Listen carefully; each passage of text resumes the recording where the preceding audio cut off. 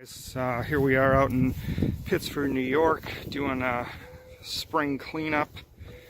Not too bad. A lot of little bitty things in the grass, tons of sticks, some leftover snow from the plow guy. I'm not sure why this guy went so far up into the grass. Totally unnecessary, but a lot of junk to pick up as far as the sticks go.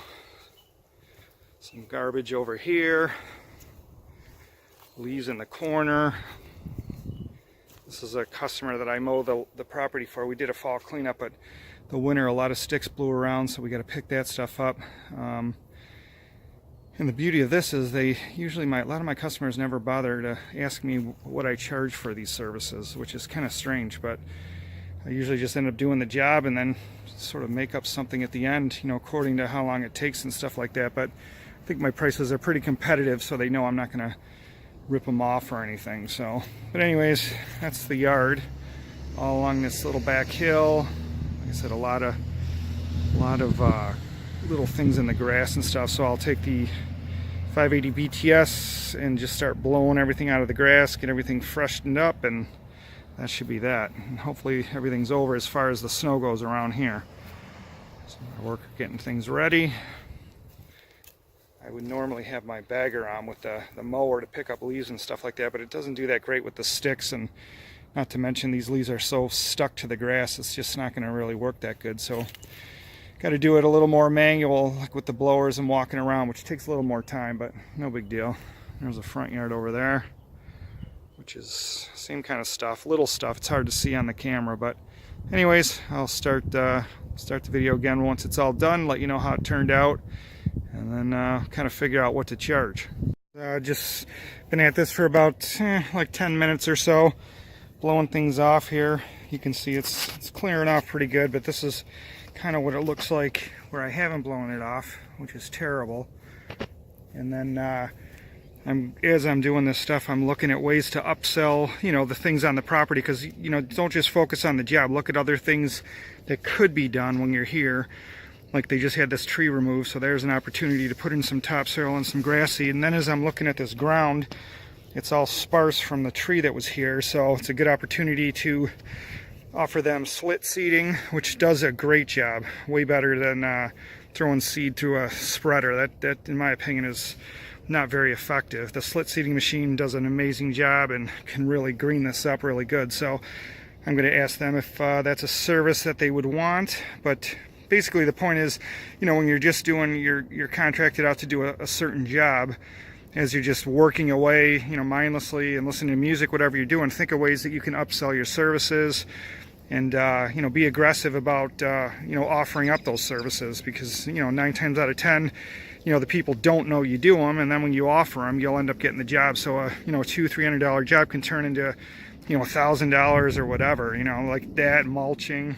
There's a lot of opportunities. So anyways, I'll be back once we get this all cleaned. Right, well, we're done with the front yard. Came out pretty good. I just got to blow this into the row, but I just want to show you guys this stuff. Like, even though initially that when I showed the front yard before we got here, things didn't look bad.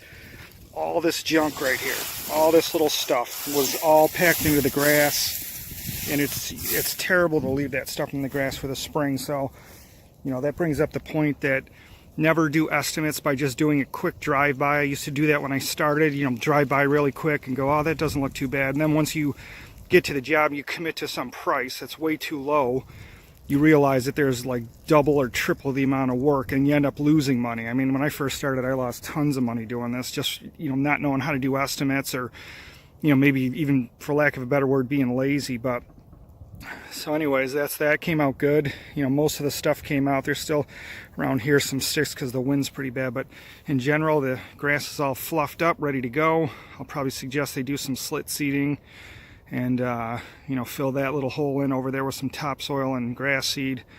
So onto the backyard. Still got to get all the sticks in the beds, but they're easier to pick up than blow out because they get tangled on everything. But we'll be back. Just finished the property. Everything came out good. Blew off all the grass, blew out everything out of the bushes as best we can. There's always going to be a few things, And the beauty was, as we were doing it, the neighbor over here came out and asked us to do her yard. So we're doing that next week. That's usually how you end up getting a lot of your jobs. If you do a good work, always assume that somebody's watching it, because they are. So we got all this cleaned up. Here's over there.